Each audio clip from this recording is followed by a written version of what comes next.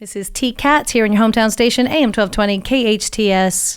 We're listening to Dr. Proctor. This is a show we bring to you the first and third Thursday of every month, an opportunity to peek over the shoulders of the medical community, support staff, and also just anything doing with our best health and wellness. We're talking today with Steve Breitbach. He's here from Bennett's Honey Farm. Over the years, we've heard so many things about what honey can do for us, certainly the nutritional aspects of it, but there are, in checking with U.S. News and World Report, some of the benefits that I hadn't even thought of about honey, because studies are starting to show support that honey can soothe burns. What? Steve, I'm amazed. If you want to live longer, I've always heard that what bees and the U.S. World News Report's very funny. They talk about the bee's knees, all the things that we can do.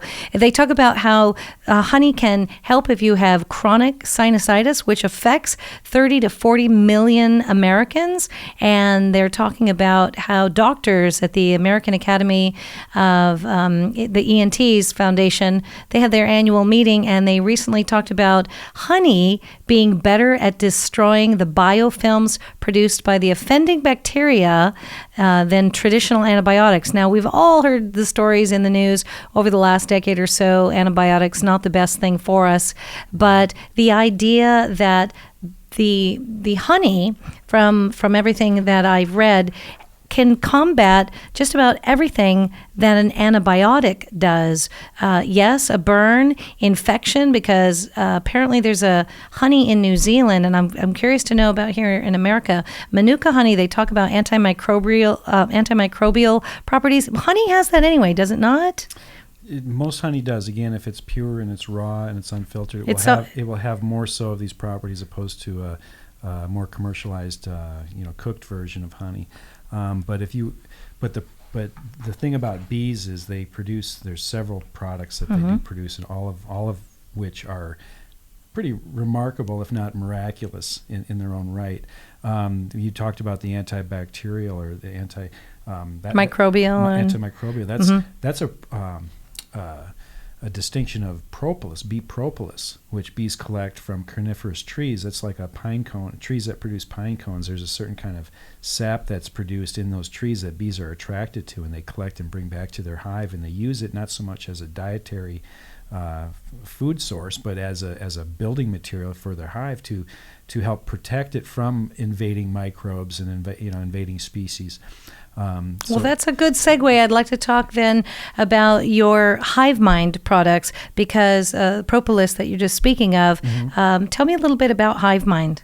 Okay, Hive Mind is a brand that I created about 5 years ago when I was going through a midlife crisis, and I raised 3 kids, and I was a stay-at-home dad, and I realized when I got the kids into school, I realized I was pretty much wiped out emotionally, mentally, physically, and the kids will take it out of you. Yeah, I love them, but they will take it out of you. So I was facing this daunting task of figuring out how I was going to spend the rest of my life, getting back into the workforce and all this stuff. I was 45 years old at the time. I was overweight, chronic fatigue, all that kind of stuff, and I really needed to turn it around. For me, it was the bee products that really did that for me, and while that was happening, I was still trying to figure out what direction I was going to go, what I was going to do, and then it dawned on me, why don't I create a brand and sell these products? Because everybody I talked to had no knowledge. So that you are a living example then of do what you love and the money will follow. You decided to follow something that you had a tremendous love of, right, and turn it into your life's work. And so, and you had already found personally the benefits of all these bee products. Now, Hive Mind, are these foods? Are they supplements? Walk me through what all is available in the line. They kind of straddle those categories of supplements and foods. I mean, they're wild crafted. They come from nature. They're not coming from a laboratory or a kitchen or a factory. They come from nature. The bees are creating this or collecting it from nature. They're concentrating it in the hive. They're bringing it back because there's beneficial qualities to them to sustain their life. And over the millennia, as humans evolved and observed the hive, and we became we domesticated these creatures, we've learned, to use these products, and a lot of these products are the cornerstones of our medicines, from historically. So if you go back to and study, let's say, Chinese medicine, which is one of the oldest established medical modalities in our history, you will find royal jelly, you will find propolis and bee venom at the cornerstone of Chinese medicine. As a matter of fact, the bee stinger, was used back in the early days as needles for acupuncture. They were actually injecting bee venom into the body's meridian system, and that is the origins of what we know today as acupuncture. Huh. Okay, and so hive mind, this was, again, you decided this was something you wanted to be a part of. And talk to me a little bit more about, for example, royal jelly. What is this this is a byproduct of what the bees create? Or? Yeah, the royal jelly is actually, you said something about pollen being more concentrated than honey. Well, royal jelly is even more concentrated than the pollen. It's a food source for the bees. It's actually created by the bees. It's kind of like a mother's milk, if you will. Okay. It's a natural steroid that is secreted by nursing bees who are responsible for the baby bees. Yeah, for making sure that the queen can lay her eggs and those eggs hatch and they become the next generation of bees.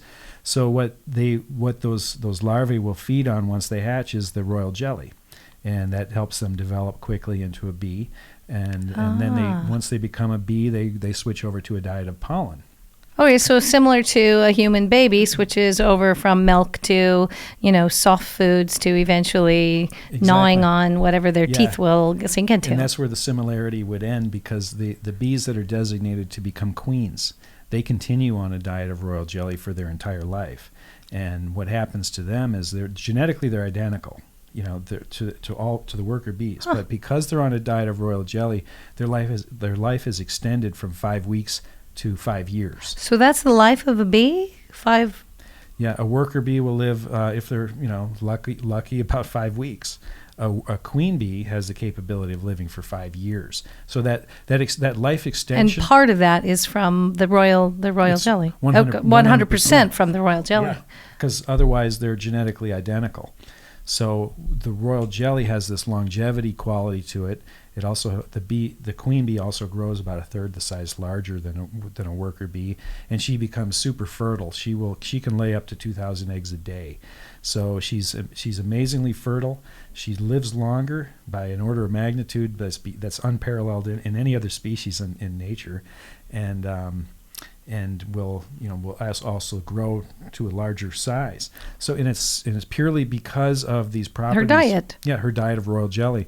Now, what's in royal jelly that has this? It's a combination of enzymes and amino acids. Science has not completely still don't understand. We're still working on that. Still working on it. I mean, we were working on our own DNA chain for how long, and now we're just starting to understand that. So I'm sure the mysteries of the universe are still being unfolded. Yeah. So I was attracted to royal jelly simply because of that. The fact that it baffles modern science, which seems to have pats itself on the back to be able to figure everything out. They really haven't. They haven't figured out this. And so to me, I thought that's pretty fascinating, and it drew me to it after the pollen to experiment with it and to see what it does. Right. And from my research and what I found is that it's known for centuries, and you could go all the way back to our earliest civilizations, and there would be records of this. Of this actual of this substance, this royal jelly, as having restorative quality to the body. It has an anti-aging quality to the body. That's what it's believed. It replenishes the skin. It's good for the bones. I've known people who have had, they've been in car accidents where they've broken bones, and they've taken a diet of royal jelly on a daily basis, and they healed twice as fast. Wow. You'd mentioned healing burns. And this is more of a honey thing, but you can actually put raw honey on a burn and wrap it up, and it will heal in record time. Yeah, that was something, again, I'm a stickler for show me the research, show me the science on everything. And I consider U.S. News World Report to be one of those the organizations that I feel like really does their homework. And the idea that they talked about, I typically, if I've burned my hand baking, I will run and get the ice cube. And my beloved Grandpa Andy, who was a little misguided, I remember putting butter on a burn, which is really not a good thing unless you're looking to cook additional skin. But the idea that they are saying, reviews published in the Cochrane Reviews, they had synthesized data from multiple studies, not one, not two, and they concluded that honey reduces healing time more than just a conventional gauze and film dressing that a doctor would give you.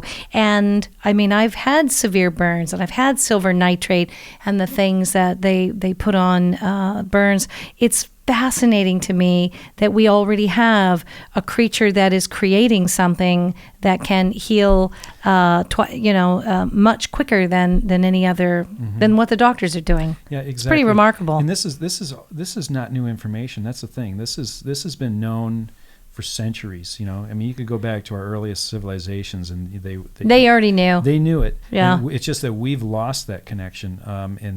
We're at a point now where I think we're just kind of reacquainting ourselves with the relationship between humans and honeybees and how important it is. It is important, and I would love to eventually do an entire segment on things like colony collapse and the things that we could be doing to help bees. I know there are a lot of things. You can Google how to help the honeybees, and there are a number of things that you can plant in your garden and things we can do to help them.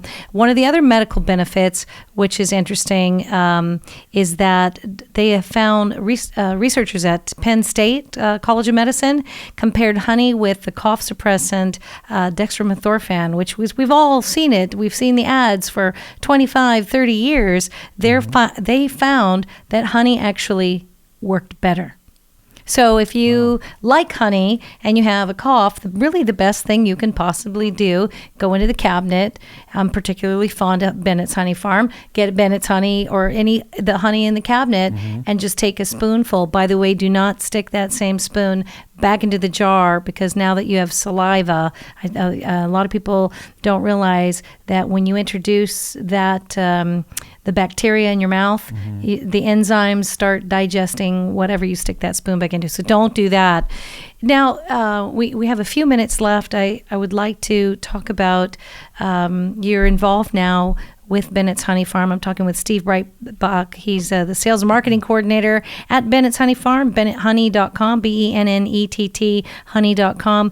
You became involved with them not just because of the honey, but your product, Hive Mind, and all that you believe that the honey and the honey products or the bee products can do.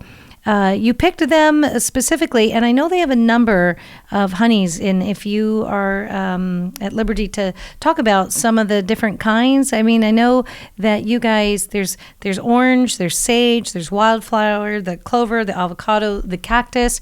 In addition to the flavor change, are the properties different as far as the bees that are giving us the sage honey versus wildflower? I've heard people talk about if you eat honey from the area that you have allergies, maybe to pollens, eat the honey, and it's sort of like giving yourself a vaccine against the pollen in your area. Yeah, it's known to do that. It kind of inoculates the body. If you take it internally and ingest it, your body is able to build the antibodies so that when that pollen's blowing around in the air and it hits your respiratory system, it may not have the same type of It can lessen. Yeah, it can lessen the effect. You've built up a defense to it. That's the idea behind it, and it's it's been used to treat allergies for many many generations. So it's known for that. And known to be effective as well. Now, you'd mentioned a variety of honeys. Now there's unique flavors to these honeys, and I'm sure there's unique properties as well. I haven't, had the. We'll have to dig a little deeper to find that out. I'm going to have to experiment with that, because they're all delicious and they all have a unique flavor to them, and and when you come out to Bennett's Honey Farm and we have a little tasting room. Oh, it's fun! It's so much fun because just like you would do a wine tasting, you get to try. I have a particular favorite, and I don't know if this has any additional or better qualities. I happen to be a big fan of the creamed cinnamon honey. Oh yeah, that's fantastic. Now, stuff. Creamed honey versus a regular honey is do you feel there's a difference there, or is that a flavor preference? That's more about what you like. It's a flavor and texture preference. Basically, the creamed honey is a crystallized honey. We talked about that earlier, how the honey will crystallize if it sits for long enough. That's a good thing. We want that to happen. Yeah, that means that's good honey. Right, exactly. So this would be like a hardened honey that's been whipped into like. It looks like butter, sort of. Yeah, it has that spread texture to it, opposed to being like what you think of as honey pouring out as a liquid. So it has it spreads on a piece of bread a little bit easier. It's just a different texture, a little bit different flavor. Fan of peanut butter, and peanut butter honey sandwiches are my favorite. But peanut butter, the creamed cinnamon honey, I can't. Don't talk to me for 3 days after I eat something like that, because that's just a little bit heaven right there. It's addictive once you start eating it. It is. And can you have too much honey, or you really can't? You can. I mean, it's there's a glycemic response to it, so you want to be careful. You don't want. It's like any sugar. Then. Yeah, you don't want to overdo it. But if you're going to take a sweetener, honey would be the thing to take. It's the better thing to. The body digests it better. It can handle it. It's healthier.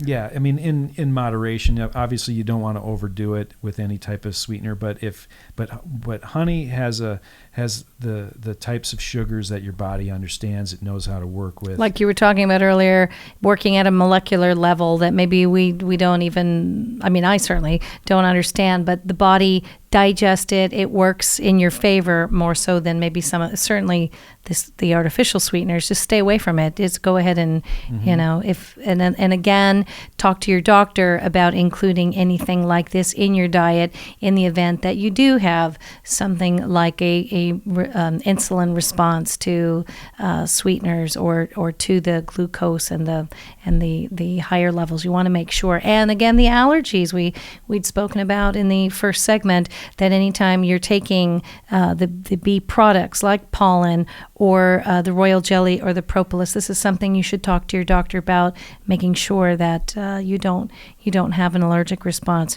Have you found that I know the medical benefits certainly of all the products we're talking about. Have you found that honey has changed how you cook or make things or consume things in your household? Adding a little bit of honey is to any type of meal, I think, is a fantastic idea. It's culinary. Experiment with it. I do, and I can't. I'm not going to give you any recipes or anything like that. But I would say definitely if you cook and you enjoy cooking, add honey into your repertoire of ingredients. I think you'll be pleased. The good people at Bennett's Honey Farm, if we come out there and we start talking recipes, are they going to bounce that? Or do you have some people out there who will be able to do that with us? Yeah, there's a host of information out there in our tasting room to learn about bees, and there's recipes and everything like that, and just different information on bees. Even the candle wax, the beeswax, is actually fascinating as well. I mean, those candles, the wax contains like I think it's like negative ions or something. So when you burn it, it actually improves the air quality in the room. It's funny you mentioned that, talking about the candle wax. One of the things I had read was about beeswax ear candling has become something that's very popular, and they're saying that while that's not necessarily the best thing you can do for your ears, burning them in your house is totally acceptable, and we can do that. We're talking with Steve Breitbach. He's from Bennett's Honey Farm, Sales and Marketing Coordinator. You can learn more about Bennett's Honey Farm. Go to Bennett Honey, BENNETT honey.com. When we come back from the break, we'll do a little bit of wrap up, just covering what we've talked about today as far as bees and the honey byproducts or the byproducts of what bees create and the health benefits. And you're listening to Dr. Proctor here in your hometown station, AM 1220 KHTS. You can catch our show the first and third Thursday of every month. We look forward to your comments, by the way. If you ever have questions, you can send those to info@hometownstation.com. Attention, Dr. Proctor, and we'd be happy to feature future segments on that. We'll be back after these messages.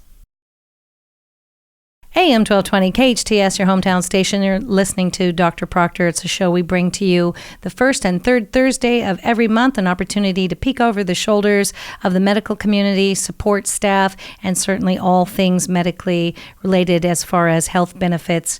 I'm here today talking with Steve Breitbach. He's from Bennett's Honey Farm, also HivemindPollen.com. If you'd like to learn more about not just honey and the wonderful properties. Again, doctors and studies are showing if you have arthritis pain, chronic sinusitis, you just want to live longer, you can utilize it to treat burns. Medical studies are showing all of the wonderful, wonderful benefits of honey. And Steve Breitbach has been talking with me a little bit about bee pollen, royal jelly, propolis. You can learn more at HivemindPollen.com. Steve, thank you again for talking to me about all of this today. And in addition to the honey products and the pollen products, Bennett's Honey Farm, you guys are doing you do an event every year, right? An annual event if people want to come out? Exactly. Every year in June, we do a honey harvest festival in Fillmore, which is on 126, about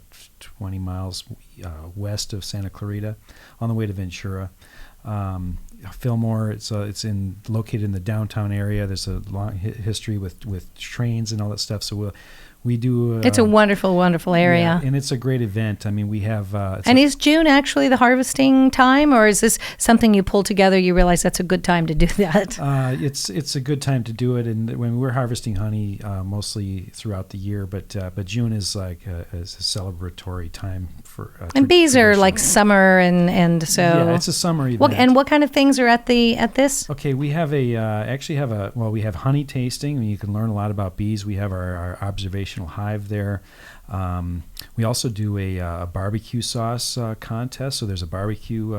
Honey makes for good barbecue sauce. Yeah, and it's that's always very popular. And we offer train rides. There's a historic train station there. We have train rides from the downtown Fillmore to the honey farm. It goes right by the honey farm. Oh, very there. fun. Yeah, and I've heard that there may be helicopter rides for the kids and all that kind of stuff. They can pretend they're a bee up in the air. So it's a big event, and it's a great event for the community, and just come on out. All right, so every June, and if you'd like to learn more about that, again, I encourage you to go to BennettHoney.com, BENNETT honey.com, and if you'd like to learn more about the bee products, Steve Breitbach's company is HiveMind, and you can go to HivemindPollen.com. Steve, thank you for popping in to talk to me today here on Dr. Proctor. Again, I'm a big advocate that the more we can do to take care of ourselves, especially as the population ages, and we're taking care of not only ourselves, but perhaps our parents and the sandwich generation taking care of kids too. Honey's one of the best things they can add to their diet. Absolutely. Thanks for having me. It's my passion. I love talking about these products. All right. Thank you so very much. You're listening to Dr. Proctor here in your hometown station, AM 1220 KHTS. We encourage you to go to our website, hometownstation.com. You can catch past podcasts and episodes of Dr. Proctor, and we'll be back the first and third Thursday of every month. Thanks for listening. AM 1220 KHTS, your hometown station.